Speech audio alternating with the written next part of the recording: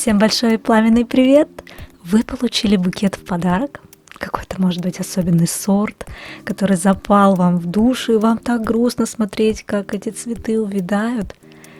Дайте им вторую жизнь, попробовав укоренить черенок и получить у себя на подоконнике или в саду понравившийся вам сорт. Поэкспериментируем, можно ли укоренить розы из букета без особых условий, больших усилий, действий, этапов и освещения. Важный нюанс в том, чтобы не упустить момент сохранения растением жизненной силы для выброса корней и почек. Если бутон засох, шанс на укоренение невелик, его вообще нет.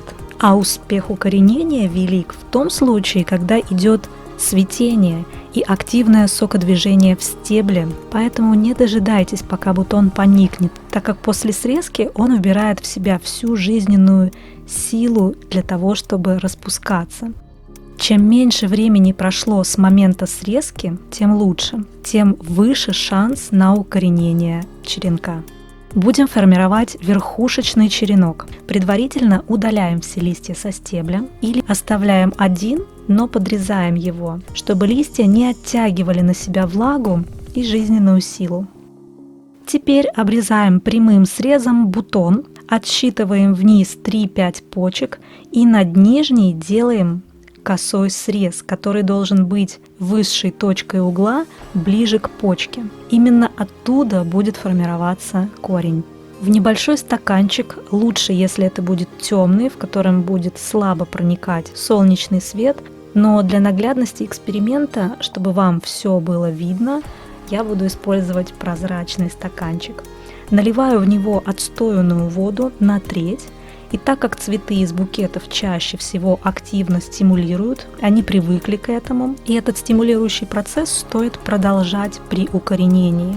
Для этого создаем стимулирующий коктейль из капли природного стимулятора HB101 и капли энергена. И далее хорошо размешиваем.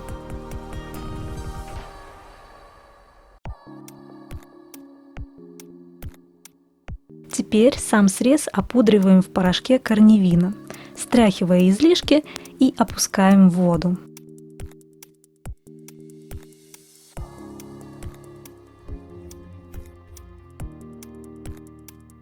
И для дружной компании роз добавляю черенок герани. Стаканчик ставлю на северный подоконник, на который не попадают прямые солнечные лучи в течение дня.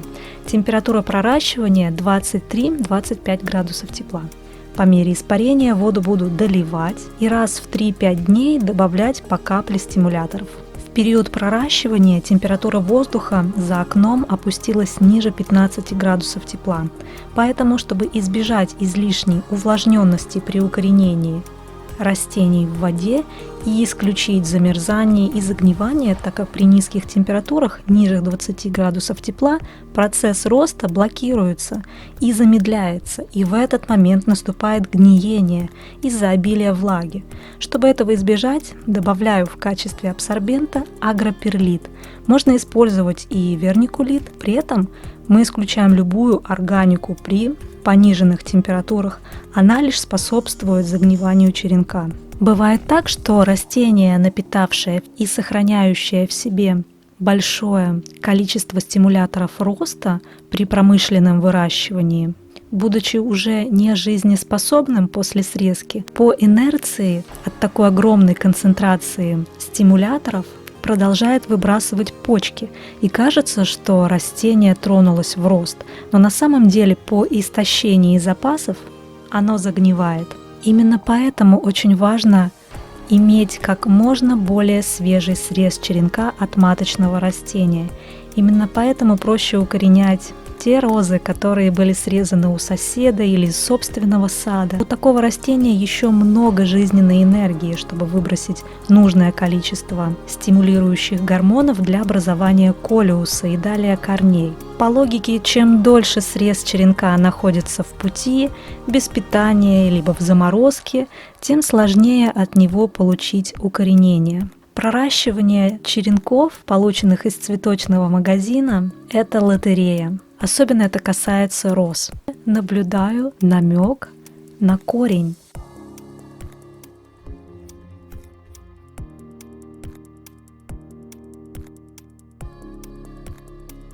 Из 7 разновидностей роз на черенки взяла 5.